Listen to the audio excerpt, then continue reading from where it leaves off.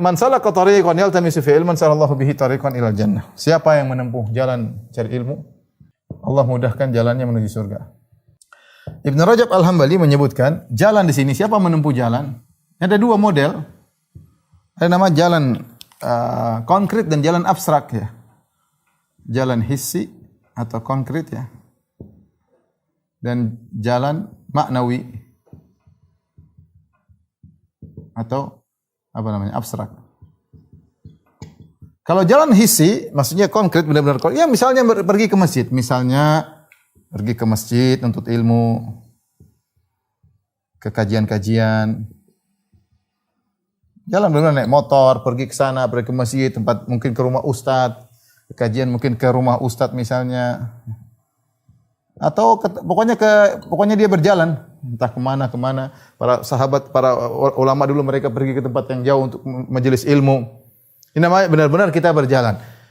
Jalan maknawi yaitu semua sarana seperti membaca buku. Tidak harus jalan tapi membaca buku misalnya. Ya. Membaca buku misalnya. Sampai kata Syekh Utsaimin mendengar kaset ini zaman dahulu ya, mendengar kaset. Zaman Syekh Utsaimin dulu ada YouTube ya misalnya. Zaman sekarang kita bilang dengan apa namanya media ya. Ini juga sama. Berjalannya secara maknawi, kita muter, kita dengarkan, kita duduk lewat Zoom misalnya seperti sekarang ya. Kita mungkin tidak berjalan ke mana-mana, di rumah saja, tapi ini namanya jalan maknawi. Dan itu sudah dijelaskan oleh para ulama sejak dahulu. Kemudian kata Nabi, Allah mudahkan jalannya menuju surga. Perhatikan sini. Allah mudahkan jalannya menuju surga. Padahal ibadah yang butuh jalan itu banyak, bukan untuk ilmu saja. Ke masjid butuh jalan. Ziarah ke rumah saudara butuh jalan silaturahmi. Pergi ke rumah orang tua juga butuh jalan.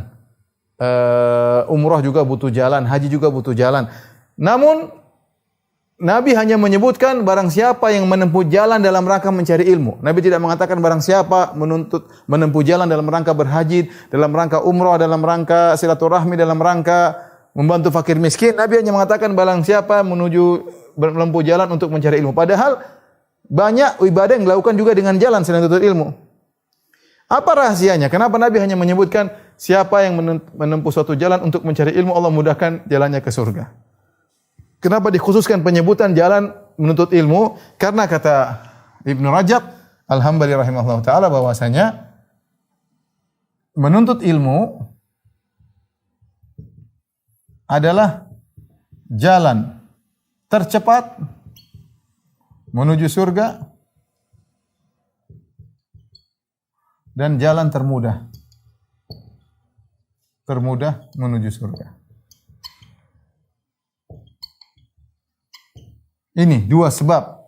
Dan benar orang kalau sudah nuntut ilmu, dia mudah dibukakan cakrawala, dia tahu skala prioritas, dia tahu mana yang haram, dia tahu mana yang halal, dia termotivasi. Sehingga mudah untuk mencari surga nuntut ilmu. Belum lagi kalau dia sudah menjadi orang yang alim di tempat, orang banyak bertanya, dia ngajarin orang kerjakan, dia dapat pahala meskipun bukan dia yang melakukan. Jadi jalan paling cepat untuk masuk surga nuntut ilmu. Jalan paling mudah masuk surga nuntut ilmu. Siapa yang bilang? Nabi SAW. Maka saya ingin sampaikan, ketika seorang nuntut ilmu, dia tahu dia sedang beribadah. Jadi Anda jangan merasa ibadah cuma baca Quran, lagi sholat. Anda baca buku, Anda dengar kajian, Anda mencatat, Anda meringkas, ini semua juga nuntut ilmu. Anda berusaha memahami bab ini, Anda berusaha memahami bab tentang toharoh, tentang fikih misalnya. Tidak gampang. Duduk, memahami kalau ini bagaimana, itu namanya nuntut ilmu. Belajar memahami tauhid itu bagaimana tauhid asma wa sifat, tauhid uluhiyah, itu belajar bagaimana iman, rukun iman, itu semua belajar, itu semua nuntut ilmu. Itu semua jalan menuju surga dengan mudah. Lebih mudah daripada yang lainnya, sebagaimana dijelaskan oleh para ulama. Baik, kita lanjutkan. Kemudian setelah itu Rasulullah SAW menyebutkan poin berikutnya, ada dua di antara bentuk menuntut ilmu adalah berkumpul di masjid untuk belajar Al-Quran. Wa majtama'a qaumun fi baitin min buyutillah. Ini contoh dari keutamaan menuntut ilmu. Tidaklah suatu kaum berkumpul di rumah-rumah Allah itu di masjid, yatluna kitaballah, mereka baca Al-Quran, wa yatadarasunahu bainahum, dan mereka belajar Al-Quran di antara mereka. Ini menuntut ilmu. Ini contoh nuntut ilmu ternyata pahalanya banyak. Apa pahalanya? Illa nazalat alaihimus sakinah. Maka ketenangan akan turun kepada mereka. Wa ghasyiyatuhumur rahmah, rahmat akan meliputi mereka. Wa hafathumul malaikah, malaikat akan meliputi mereka. Semana malaikat mencari majelis ini. Majelis orang baca Quran, majelis orang belajar Al-Quran, majelis tafsir, majelis tajwid, majelis tahsin, orang belajar Al-Quran, ya. Berusaha memahami makna-makna ayat-ayat Allah Subhanahu wa taala, ya. Wa dzakarahumullahu fi man indah. Bahkan Allah membanggakan mereka di hadapan yang di sisi Allah, di hadapan para malaikat, di hadapan para malaikat. Ya. Jadi setelah Nabi menyebut tentang menuntut ilmu, Nabi sebutkan tentang contoh. Contohnya ya belajar Al-Quran. Belajar Al-Quran di masjid, baca, saling pelajari di antara mereka. Ini maksudnya apa? Ini maksudnya apa? Ternyata banyak manfaatnya. Ketenangan akan turun. Kemudian rahmat Allah akan turun.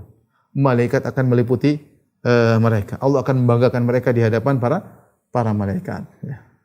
Dan tentu pembahasan tentang keutamaan ilmu sangat banyak. Ini kita hanya menyebutkan yang ada pada hadis ini. Kemudian di akhir hadis Rasulullah SAW mengingatkan, man batta'a bihi amaluhu lam yusri' bihi nasabuh. Barang siapa yang lambat amalnya, maka nasabnya tidak akan mempercepat dia menuju surga. Ya, semua tergantung daripada amal masing-masing. Ya. Maka kalau ada orang yang mengiming-imingkan surga bukan dengan selain amal soleh, ketahui itu orang sesat. Saya ulangi, semua dalam hadis, dalam ayat mengkaitkan seseorang dengan amal solehnya. Walikullin darajatin mimma amilu, masing-masing punya derajat sesuai dengan amalan mereka. Wallahu khabirum bima ta'malun, Allah melihat apa yang kalian lakukan. Semua berkaitan dengan amal soleh. Man amila salihan min dzakarin aw untha wa mu'min, siapa yang beramal saleh, laki-laki perempuan dan beriman, maka falanuhyiyannahu hayatan thayyibah. Kami akan berikan dia kehidupan yang bahagia di dunia dan di akhirat kami akan masukkan surga. Semuanya berkaitan dengan amal saleh, ya.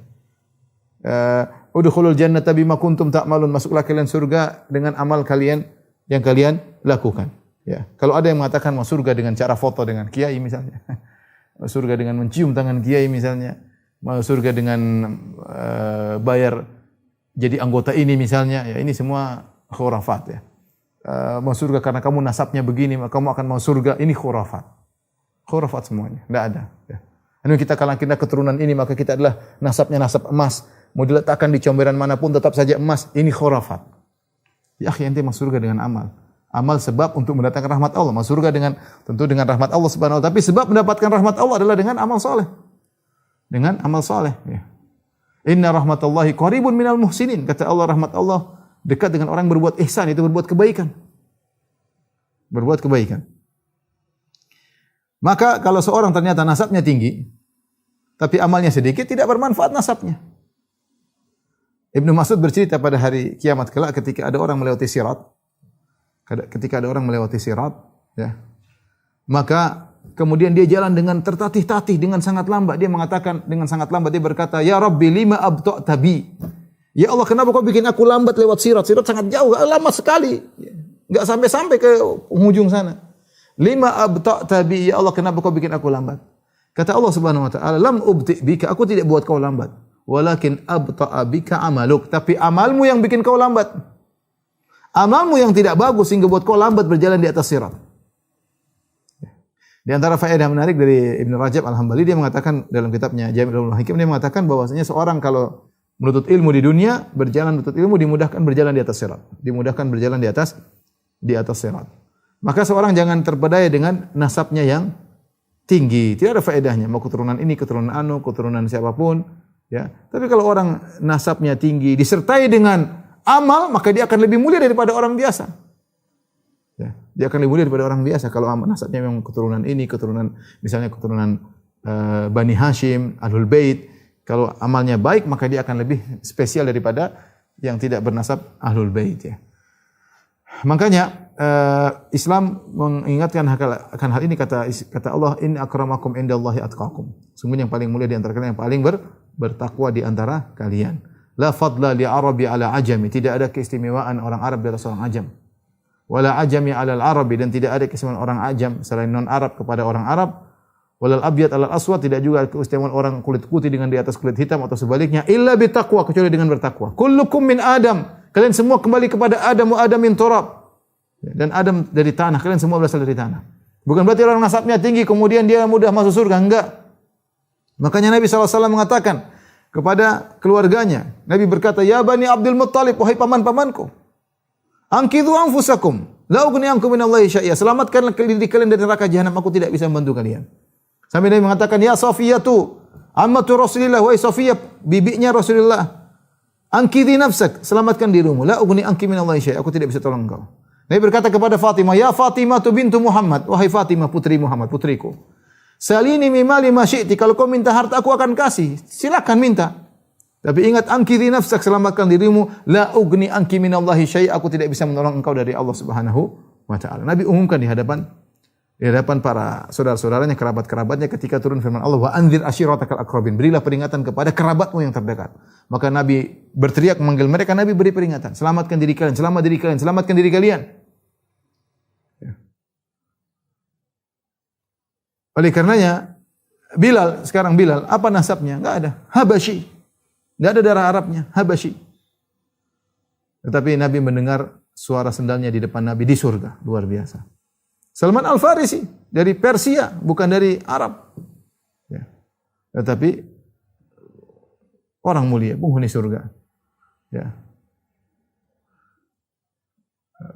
La amruka mal insanu illa bidinihi. Ya. Fala tatrukit taqwa ittikalan ala nasabi. Kata seorang penyair, sungguh ya, seorang itu berdasarkan agamanya. Maka jangan dia tinggalkan ketakwaan hanya karena bersandar kepada nasabnya. Laqad rafa'al Islamu Salman Al-Farisi. Lihat Salman Al-Farisi yang bukan Arab diangkat oleh Islam.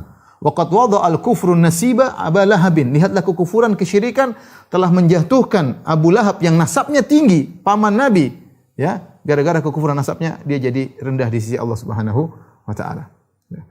Maka yang bisa menyelamatkan seorang adalah amalnya. Maka saya ulangi lagi, kalau ada dakwah-dakwah yang menyerukan seakan-akan bisa selamat tanpa amal, semua dakwah batil, dakwah sesat, ya. Pokoknya kau masuk dalam kelompok kami, kamu akan selamat. Pokoknya kalau kau ketemu ini, kau selamat. Kalau kau cium tangan si fulan akan selamat. Kalau kau punya sanad ini, kau akan selamat. Kalau kau ini semua bohong, ya. Enggak ada. Yang menyelamatkan seorang adalah amal solehnya.